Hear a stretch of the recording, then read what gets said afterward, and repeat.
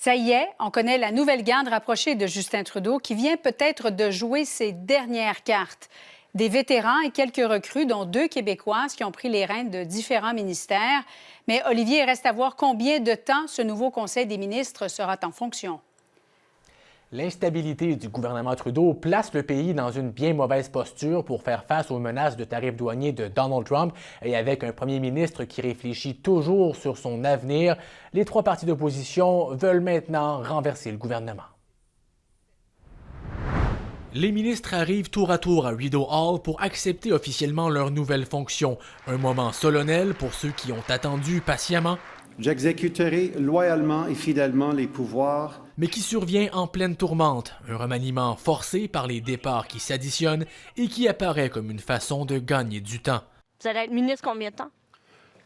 C'est un conseil des ministres fait pour gouverner. Ce remaniement permet tout de même à 2 Québécoises d'entrer au Conseil des ministres.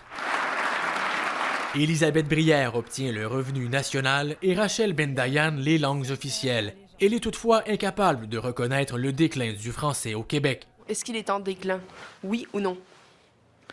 Je pense que mon rôle en tant que la ministre des langues officielles, c'est de s'assurer que nous maintenons le bilinguisme, c'est de s'assurer que la minorité anglophone au Québec soit protégée et que la minorité francophone hors Québec soit protégée. Elle se rétractera quelques heures plus tard. Parmi les changements importants, David McGuinty devient ministre de la Sécurité publique et Nate Erskine-Smith, ministre du Logement. Ils ont tous, parfois timidement, donné leur confiance envers Justin Trudeau devant les nombreux appels à sa démission. Nous appuyons absolument le premier ministre et puis nous avons hâte à continuer à travailler pour les Canadiens et Canadiennes. Nous avons évidemment confiance en le premier ministre et en le gouvernement. Nous ne serions pas ici si nous n'avions pas confiance en le gouvernement. This is a time for unity.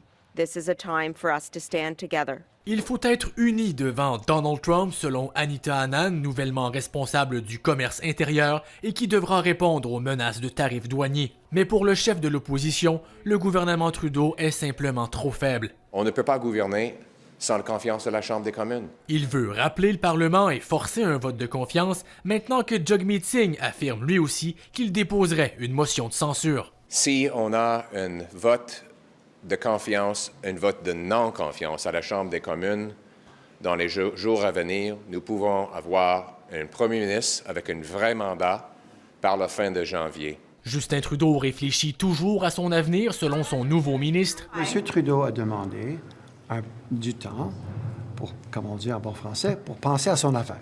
Et après une semaine complète de silence, Justin Trudeau s'adresse finalement aux journalistes, mais refuse de répondre aux questions sur son avenir. Où en êtes-vous dans votre réflexion? On vient d'avoir une très bonne rencontre du cabinet concentrée sur la dynamique Canada-États-Unis. L'incertitude se poursuit. Olivier Ferron-Boissé, TVA Nouvelle, Ottawa.